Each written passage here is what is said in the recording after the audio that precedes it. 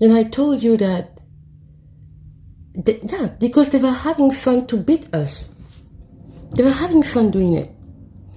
And you could tell that because every single day,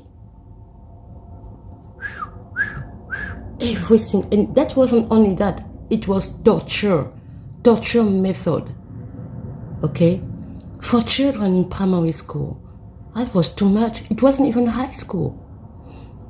So when you went to complain to the situation, because most of them told me, why are you going, you want to see the principal. You go to see the principal. The principal is asking you what's wrong. And then when you tell her, because she was a woman at the time in my school, that the teacher, they beat us, they beat us every time. They hit us every time. We can't anymore. And what did she say? And then what? So what? But I can't. It hurts. Yeah, so what? Understand? So the people have normalized pain. People have normalized pain. And if you are insisting, she will tell you, then come here. And I will add more. I see how African parents punish their kids. It's scary. And like I said in the other video, that a lady talked to my sister, she was from Ethiopia. She said they don't beat kids, they don't hit them. And Ethiopia, coincidentally, is a country that's never been colonized. So I try to see if there is something about colonization that really have affected our mind. It's in our DNA. Violence is in our DNA. When I say DNA, sorry, it's in the trauma of this violence, the trauma of this colonization is in us. We have been colonized, seriously.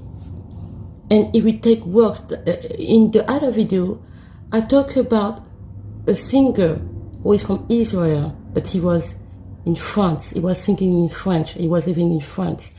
And I told you how he was dealing with some situation that nobody could really understand, that he was at the peak of his career, and suddenly, out of the sudden, boom, just like that. And previous to that, years prior to that, his family told him, we know what you have. Come back home. We have psychologists. They are talking to the people. So my question was, have we ever had psychologists for people, for the people in Africa? Has we left so much colonization, the so-called colonization, to enter a kind of independence? Because independence has never been given to people. But in the French Africa, French have been giving independence like that. What kind of independence are we celebrating? When we see that all over the world, people fought for their independence. They shed the blood for their independence. That's why when they look at their flags, they have so much respect for their flags, because they know that the ancestors have fought. They fought for that independence. So it's different for someone who takes his flag, or someone who has been given the independence like that, and someone who has fought for their independence. The way the two persons will look at the flag, their flag, will be different. It will be different. But the question was, when in Africa have we really, because I don't recall, even the word psychology in the 90s wasn't something that people like to hear. It was like, no, if you go to see therapy, then you are crazy. No.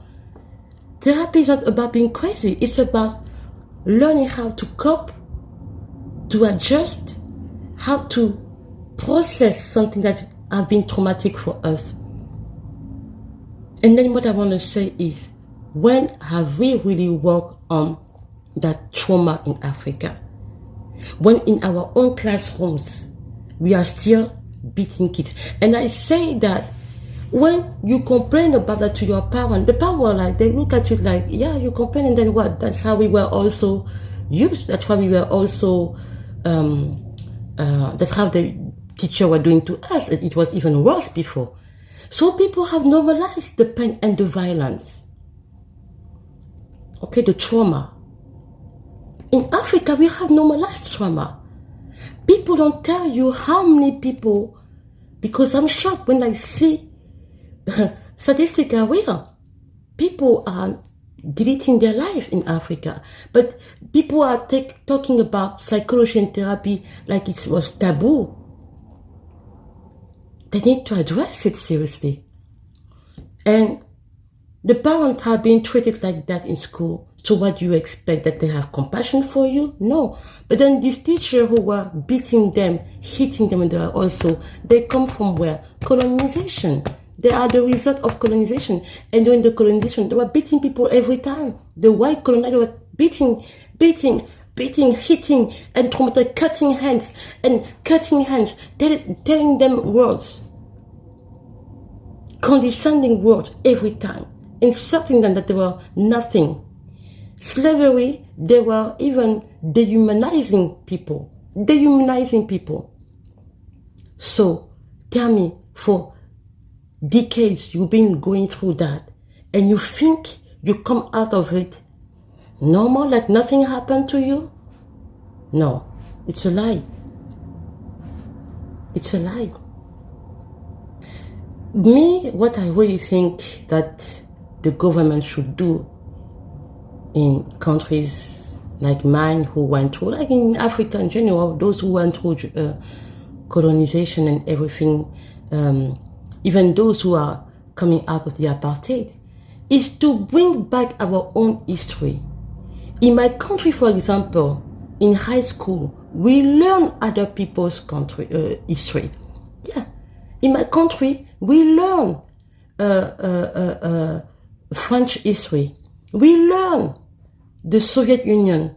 We learn Yom Kippur. We learn the war of North and South Korea. We learn the Vietnam War. We studied that at school.